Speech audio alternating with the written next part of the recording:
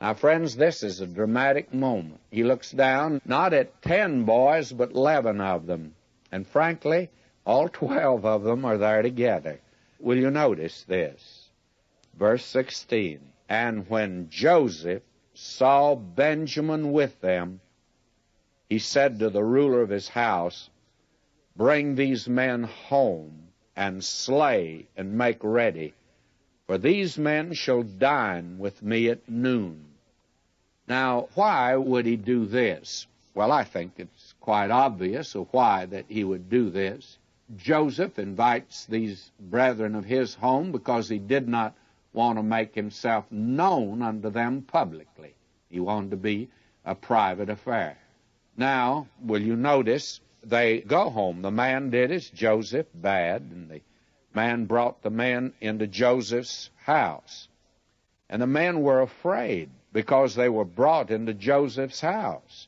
And they said, because of the money that was returned in our sacks at the first time are we brought in, that he may seek occasion against us and fall upon us and take us for bondmen and our assets.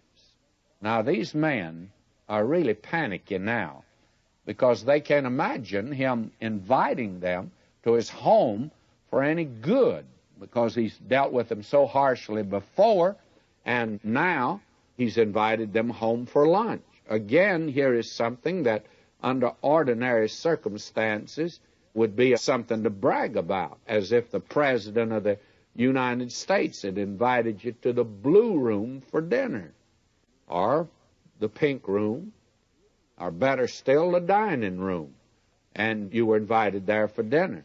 Why, you would think it was a wonderful thing, but in this particular instance, it brings no joy to these men whatsoever. You see, they have a guilt complex, and it's a mean one, because they are the ones that sold their brother. And there is a strange parallel here. And when they finally got there, they wondered. They began to speculate, was it because our money was put back in the bag and he's been seeking an occasion to take us and make slaves of us? Well, they didn't hesitate to make a slave of him and sell him down into the land of Egypt. Now, will you notice, verse 19, and they came near to the steward of Joseph's house, and they communed with him at the door of the house, and said, O sir, we came indeed down at the first time to buy food. It came to pass when we came to the inn that we opened our sacks, and behold, every man's money was in the mouth of his sack, our money in full weight. We brought it again in our hand. Are they beginning to apologize? They beginning to plead, you see. They even tell this man that's brought them there, who evidently was an official, listen to them, verse 22, and other money have we brought down in our hands to buy food.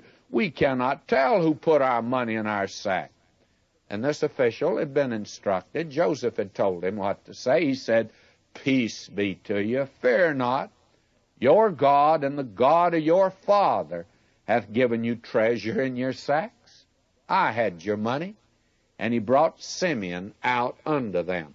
Now, this man, evidently, through the testimony of Joseph, had come to a knowledge of the living and true God.